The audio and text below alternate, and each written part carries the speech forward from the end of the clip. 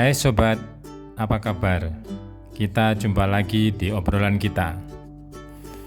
Pada kesempatan ini, obrolan kita akan membahas mengenai bagaimana cara membagi pasar dan menentukan sasaran. Semudah dengan apa yang kita ucapkan, kita bagi, kita pilih, dan kita tentukan. Apa iya semudah itu? Kalau memang demikian, berarti semuanya berjalan dengan lancar. Namun pada kenyataannya, ada juga yang punya hambatan.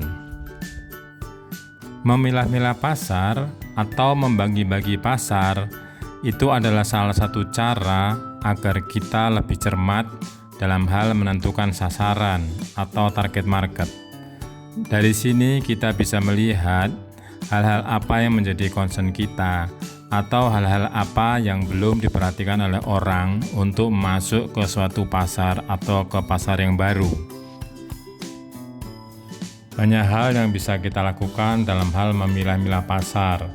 Contohnya kita memilah dari prosesnya, atau kita memilah dari tampilannya, atau kita memilah dari sesuatu hal yang khusus, atau kita memilah dari tempatnya, atau kita memilah dari cara-cara atau kriteria yang lain. Agar lebih jelas dan konkret, mari kita tentukan studi kasusnya. Pada kesempatan ini, kita akan mencoba memilah yang berhubungan dengan makanan. Di sini kita menentukan bahan baku makanan yaitu ayam. Apa yang kita bisa pilih, apa yang bisa kita tentukan dari segmen market yang berhubungan dengan makanan yang berbahan baku ayam. Yang pertama kita bisa pilih yaitu bahan baku ayam itu sendiri. Apakah kita menggunakan ayam kampung atau kita menggunakan ayam negeri.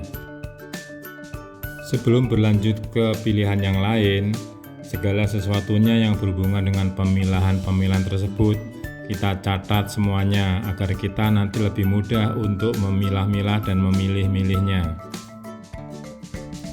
Yang kedua berhubungan dengan proses memasaknya. Apakah digoreng, direbus atau presto, atau dikukus, dipanggang, diungkep, atau dibuat sup. Yang ketiga yang berhubungan dengan rasa. Apakah rasa gurih, manis, asin, asam, atau pedas? Yang berikutnya adalah berhubungan dengan tampilan. Tampilannya dengan menggunakan tulang atau ayam tanpa tulang atau dicincang-cincang. Yang berikutnya adalah tampilan yang kedua dalam bentuk kuah atau tanpa kuah. Kemudian yang berhubungan dengan tekstur, apakah crispy, lunak, atau biasa. Berikutnya yang berhubungan dengan bumbu khusus, menggunakan santan atau tanpa santan. Kemudian berikutnya, apakah pendampingnya menggunakan sambal atau tanpa sambal. Kemudian cara makannya menggunakan sendok atau tanpa sendok. Yang terakhir pilihannya makan di tempat atau dibungkus. Dari pemilahan-pemilahan tadi kita punya gambaran seperti apa yang kita sudah catat tadi. Namun dari situ kita bisa menentukan pilihannya. Kira-kira target market atau sasaran yang akan kita tuju adalah pelanggan yang mempunyai karakteristik atau pelanggan yang mempunyai perilaku yang seperti apa. Dari hasil tabulasi atas segmentasi pasar yang sudah kita pilah-pilah tadi, kita mendapatkan satu gambaran. Kira-kira seperti apa yang akan kita tentukan. Secara umum, saat ini pelanggan itu tidak mau ribet, tidak mau susah dalam hal memakan ayam. Kemudian, pelanggan ingin ayam yang lunak dengan rasa yang enak dan bisa dibungkus dibawa pulang. Sehingga pilihannya adalah ayam dengan proses di presto kemudian dengan rasa gurih pedas, tampilan ayam yang lunak tanpa tulang, kemudian dagingnya dicincang-cincang tanpa santan, dilengkapi dengan sambal, makan dengan sendok atau garpu, dan dapat dibungkus pulang. Agar harganya terjangkau, maka jenis ayam yang dipilih adalah ayam negeri.